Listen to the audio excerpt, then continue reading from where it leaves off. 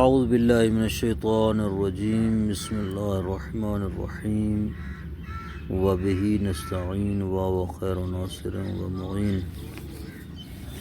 التصغیر هو زیادۃ یاء ساکنۃ بعد ثانی الاسم المعرب للدلالۃ علی التقلیل او التحقیر او التعجب نحو درہمات شوائر بنیہ تحبب. تصغیر کسے کہتے ہیں؟ کہتے ہیں کہ تصغیر یہ ہوتی ہے کہ اس میں معرب کے دوسرے حرف کے بعد یا ساکن کا اضافہ کیا جاتا ہے. اس میں معرب کے دوسرے حرف کے بعد یا ساکن کا اضافہ کیا جاتا ہے تاکہ تین میں سے کسی ایک چیز پر دلالت کرے،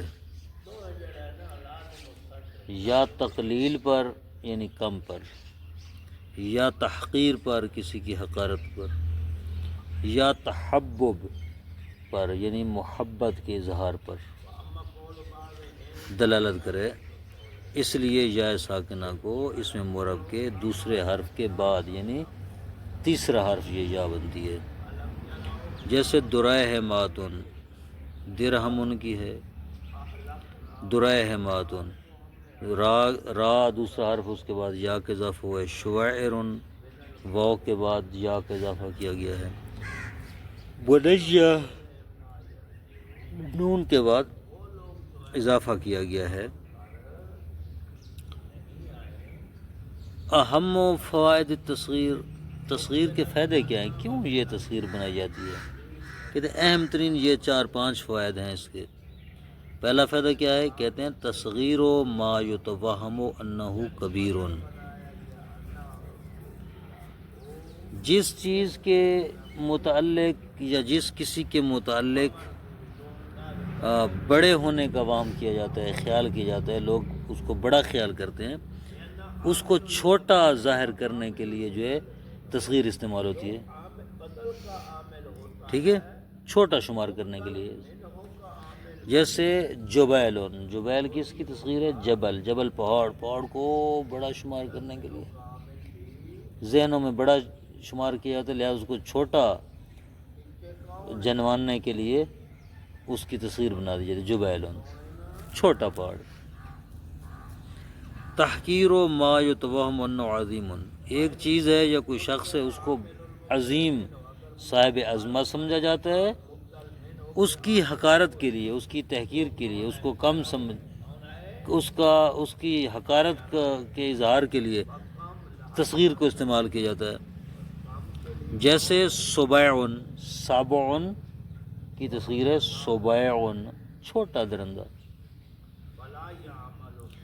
تقلیل ما یتوہم انہ کثیر، جس چیز کے متعلق، یہ تیسرا فائدہ ہے، جس چیز کے متعلق زیادہ ہونے کا گمان کیا جاتا ہے اس کے کم ہونے کا اظہار کیا جائے، یہ تصغیر میں کیا جاتا ہے. تصغیر کا یہ فائدہ ہے. تیسرا درہمات، تھوڑے درہم.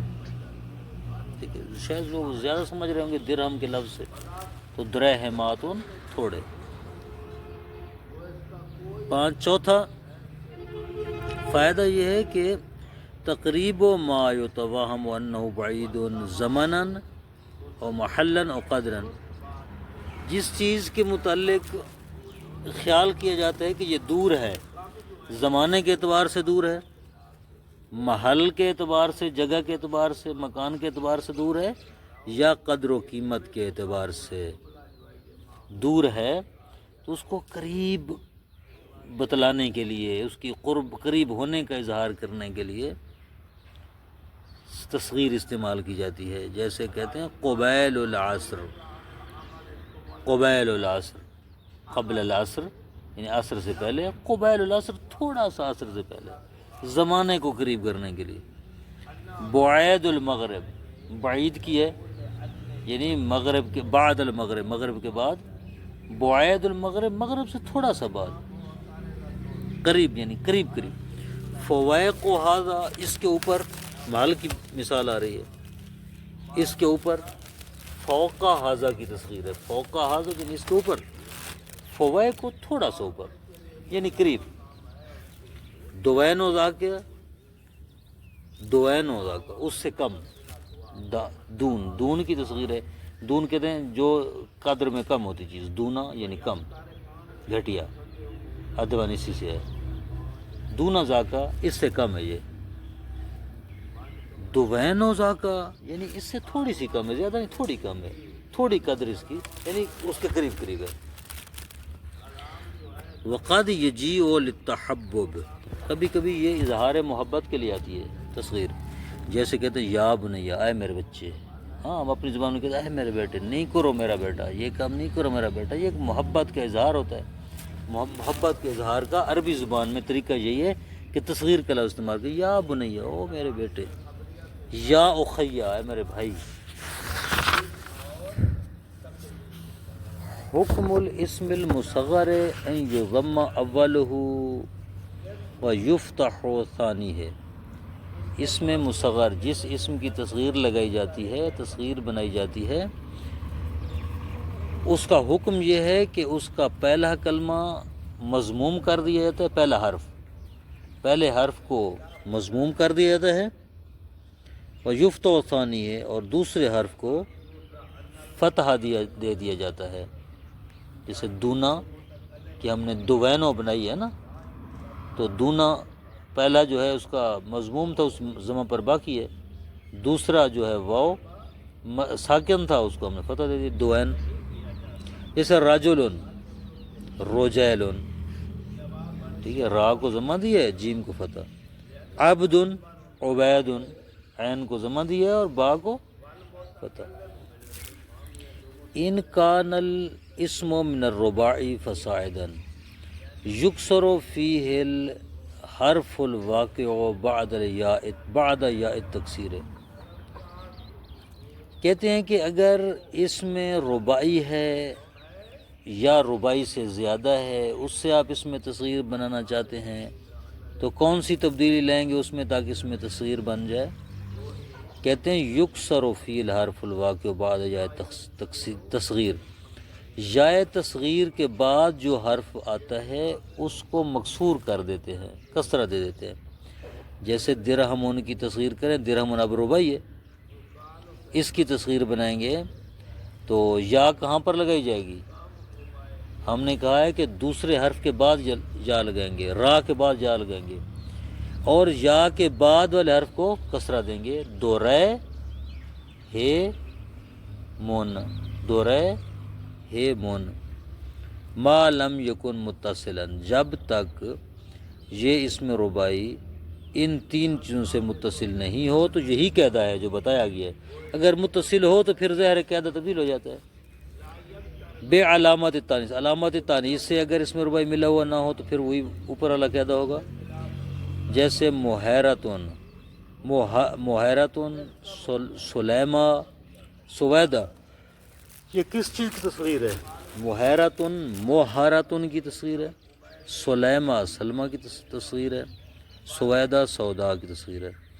اب ان تینوں کلموں کے ساتھ علامت تانیث لگی ہوئی ہے، تا الف مکسورہ اور سودا کا الف ممدودہ لگا ہوا ہے، تین علامات تانیث ہے نا، تینوں کلمات کے ساتھ ایک ہی علامت تانیث لگی ہوئی ہے، تو ان میں وہ قاعدہ نہیں ہے جو انہوں نے بتایا ہے۔ وہاں پر کیا قاعدہ تھا؟ وہاں پر قاعدہ تھا کہ یا کے بعد والحرف کو کسرہ دیا جائے گا، یہاں ان تینوں میں یا کے بعد والحرف کو کسرہ نہیں دیا گیا، کیوں؟ اس لیے کہ ان تینوں کلموں کے ساتھ علامت تانیث ملی ہوئی ہے۔ ابھی قاعدتاً تو محیرتن ہونا چاہیے تھا نا، محیرتن ہونا چاہیے نا، یعنی یا کے بعد والا مکسور ہونا چاہیے تھا، لیکن مکسور نہیں ہے، مفتوح ہے، محیرتن۔ سلیمہ بھی قاعدتاً تو سلیمی ہونا چاہیے تھا، سلیمیون، لیکن نہیں ہوا۔ اسی طرح سودا، سویدہ، اس کی جو تصغیر ہے سویدے ہونا چاہیے، یا کا ما بعد مکسور ہونا چاہیے تھا، لیکن مکسور نہیں ہوا علامت تانیث کی وجہ سے۔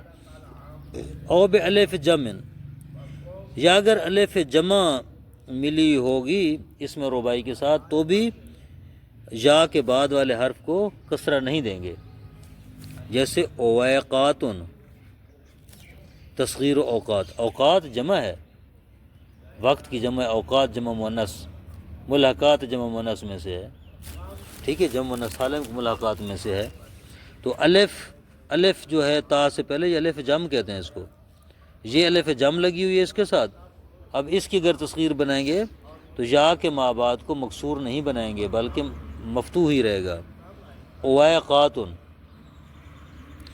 او بالف و نون زائدتین فی علم او صفت، یا صفت ہے یا علم ہے، کوئی بھی چیز ان دونوں میں سے، اس کو اگر آپ تصغیر بنانا چاہیں لیکن ان کے ساتھ الف نون زائدتان لگی ہوئی ہو تو بھی یا کے ماں بعد کو کسرہ نہیں دیں گے، جیسے سلیمان، سلمان کی تصغیر ہے، سلیمان یا لگائی ہے ہم نے لیکن میم کو